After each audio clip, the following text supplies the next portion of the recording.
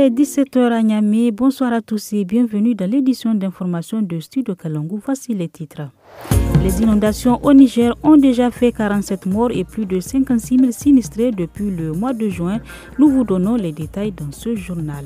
Un atelier consacré à la lutte contre la désinformation réunit ce jour une vingtaine de journalistes nigériens à Niamey. Vous en saurez plus dans quelques instants.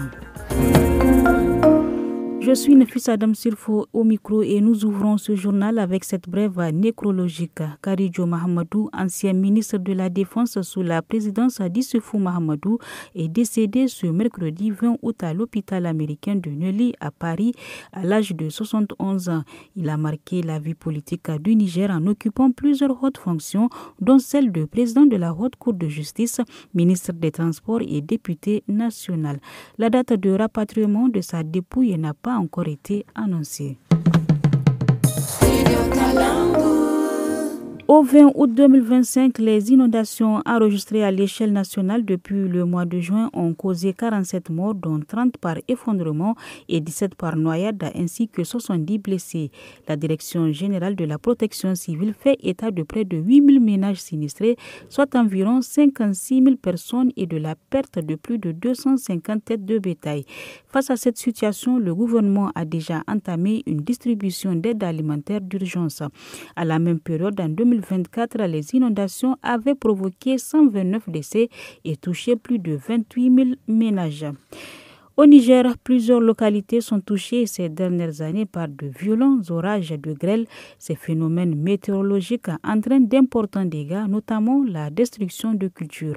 Le directeur de la météorologie nationale, Kachalou Lawangaptia, explique le mécanisme de formation au micro de Asman China.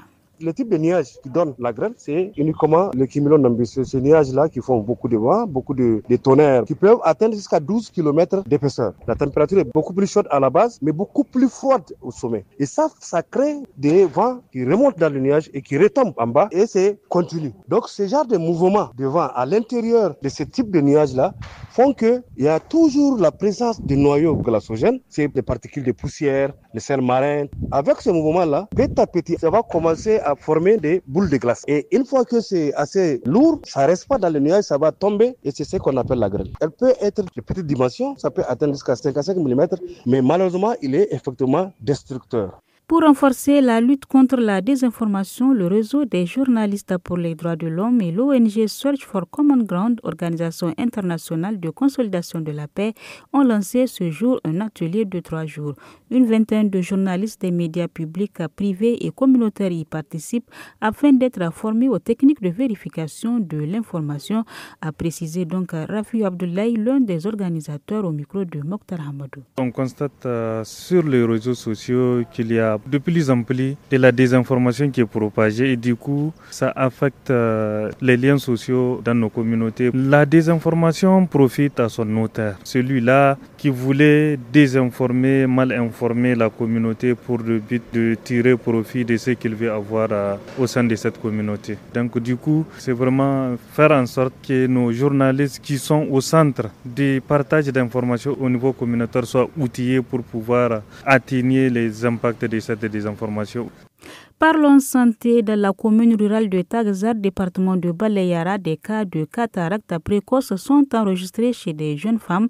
Selon un spécialiste de santé, cette situation résulte de la prise prolongée de corticoïdes utilisés pour le gavage, alors que la cataracte naturelle apparaît généralement avec le vieillissement à partir de la soixantaine. Suivez donc les explications de Dr Salif Soumana, ophtalmologue en séjour à l'hôpital de Baleyara, interrogé par Seydi Abdou Windetan.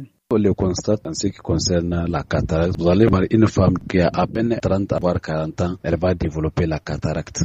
Et qu'est-ce qui fait ça? Généralement, c'est la prise des corticoïdes, soit leur vitamine qu'elle prend là, la Foussi, dans notre département de Baleyara.